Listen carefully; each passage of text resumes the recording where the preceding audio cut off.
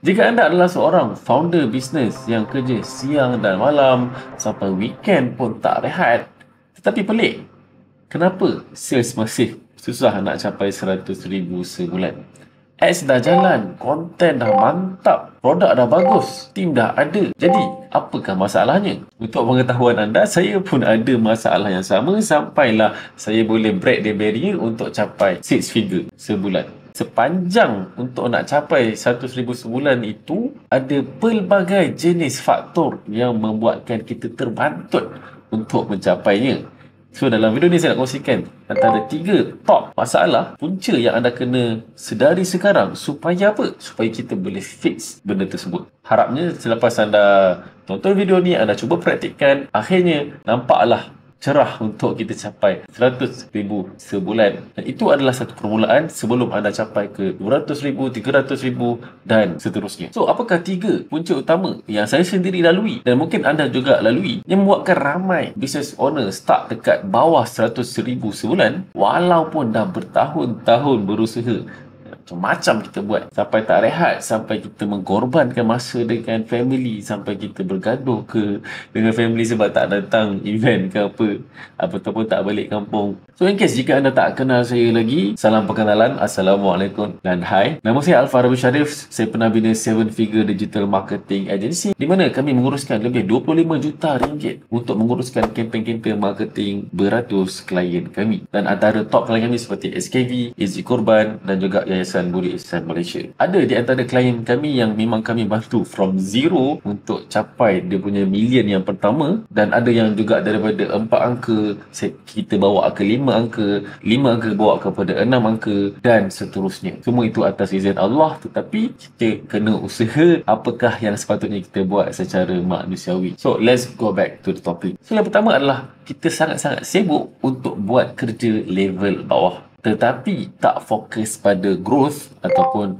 long term strategi. Tidak ada masalah untuk kita buat kerja bawah sebab mungkin kita sekarang ni dalam fasa tersebut, tetapi sampai langsung kita neglect benda-benda yang fokus kepada growth, itu antara punca kenapa kita tak boleh nak grow. Contohnya, founder dengan CEO sendiri sibuk nak reply WhatsApp, nak jadi customer service, ataupun sampai kena buat konten sendiri. Macam saya cakap tadi, benda ni sangat-sangat bagus untuk kita sendiri yang buat awal-awal, tetapi untuk lama sangat tak okey. Sebab apa? Sebab kalau kita nak grow lebih besar, kita kena start develop system, develop strategi. Bukan hari ni nak kena post, contohlah nak kena buat konten, hari ni nak kena post, hari ni nak kena buat, macam tak ada sistem.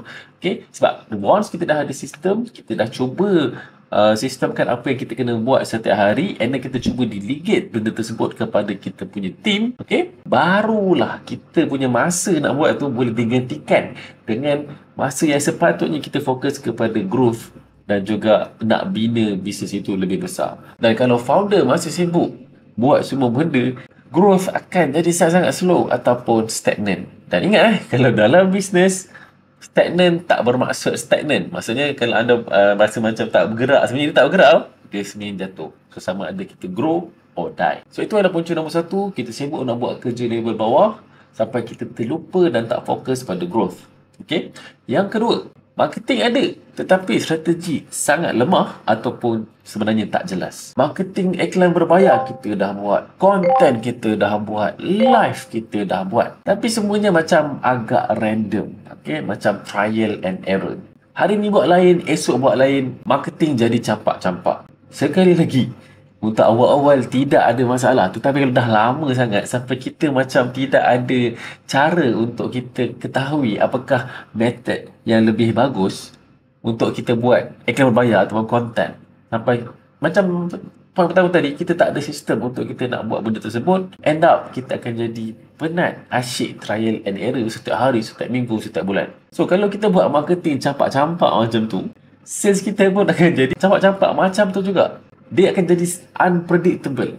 So, bila dia jadi unpredictable, kita rasa macam tak selesa, kita rasa tak tenang, end up kita rasa kena buat benda tersebut, tapi dalam keadaan yang agak random dan kurang jelas lah strategi ni. Tak ada strategi yang evergreen, kita tak ada strategi yang untuk marketing seasonal, dan ini adalah salah satu punca kenapa kita susah nak scale dan grow. Saya ada kongsikan macam mana kita kena buat 4 layers of marketing campaign dalam satu video yang anda boleh klik link tersebut selepas habis tonton video ini dekat description di bawah ataupun di hujung video nanti. So, saya recap balik. Yang pertama ialah kita sibuk buat kerja level bawah. Yang kedua, marketing ada tetapi agak lemah dan tak jelas. So, apakah pula punca yang ketiga? Tim ramai tetapi tidak ada struktur dan juga sistem yang jelas. Dia sebenarnya ada dua lah. Sama ada anda ada trust issue, maksudnya anda rasa macam nak kena buat semua benda, end up anda rasa takut nak hire orang, tetapi kalau dah hire pula struktur tak jelas ataupun tidak ada sistem. Kita hire orang untuk kita berharapkan dia pandai buat benda tersebut, dan kita berharap pada sistem yang dia ada untuk dia buat benda tersebut. End up kalau dia berhenti, kalau kita cari orang baru, kita akan gunakan sistem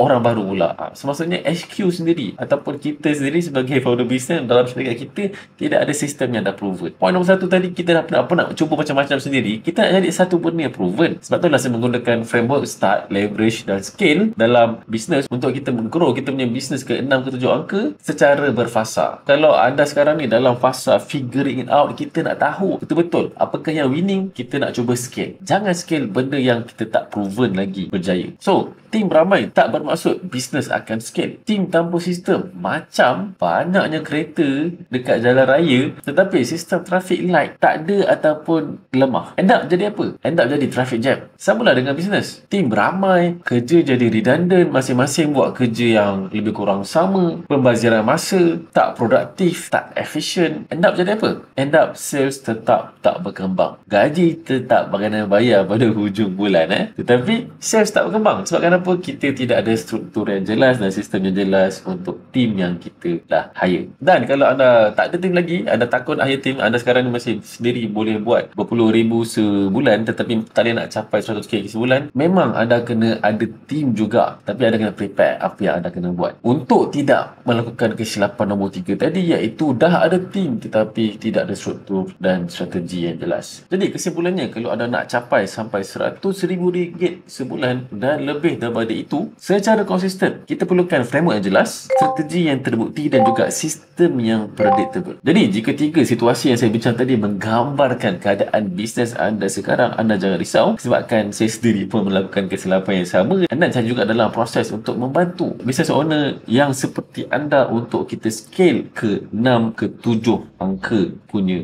level business. Dan kita tidak boleh berikan cara yang sama untuk setiap orang disebabkan setiap orang agak berbeza orang punya nature of business. Namun ada benda yang kita boleh generalize tetapi ada benda yang kita boleh customize. Jika anda hanya setakat belajar pergi kelas sana dan sini dan juga pergi beli courses itu dan ini, anda boleh dapat ilmu tu secara general tetapi anda missing the parts yang mana kita boleh integrate yang sesuai dengan nature business anda dan juga fasa business anda sekarang ini. Dan disebabkan ramai business owner yang banyak masalah ini, saya ada buat satu coaching program yang saya namakan The Marketing to Millions Club, M to M Club, di mana kita akan membina roadmap untuk capaikan bisnes anda ke 6 dan 7 angka dengan struktur yang jelas, dengan marketing yang kuat dan sistem yang terbukti. Kalau sebelum ni anda rasa lost, anda jangan risau disebabkan kat sini anda ada direct feedback dengan saya. Jika anda ada apa-apa isu, anda boleh utarakan dan saya boleh bantu anda secara direct feedback. So, jangan down seorang-seorang. Okey, saya tahu bisnes ini mencabar. Anda perlukan adanya pendapat daripada luar dan bukan sekadar pendapat random tetapi orang yang memahami anda punya keadaan bisnes sekarang ini. Jadi ada banyak lagi yang saya nak kongsikan tentang M to M Club. Jika anda serius nak betul-betul pecahkan shilling sampai 100,000 dan juga even more than that, anda boleh klik link yang ada di description di bawah untuk lihat sama ada anda sesuai ataupun tidak untuk apply. Disebabkan program ini bukan untuk semua, disebabkan saya sendiri pun ada limit, tak semua bisnes yang saya boleh bantu, dan disebabkan ini menggunakan masa saya, resources saya yang agak-agak limited, jadi saya tidak boleh ambil semua orang. Saya hanya boleh fokus kepada beberapa business owner sahaja yang saya nak berikan customized guidance yang memang perlukan fokus dan masa saya yang berkualiti. Jadi klik link di bawah untuk lihat sama ada anda layak ataupun tidak. Atau jika anda belum ready lagi, jangan risau, anda still boleh consume konten yang saya hasilkan secara premium di channel YouTube saya dan juga di farabi.my dan juga social media saya. So, kalau anda belum subscribe lagi channel YouTube saya, kenapa belum? Setiap hari Rabu insya-Allah, jika tiada kekangan, saya akan kongsikan satu konten yang agak mendalam tentang marketing dan bisnes. Jumpa anda dalam konten seterusnya ataupun jumpa anda dalam M2M Club. Assalamualaikum dan salam sejahtera.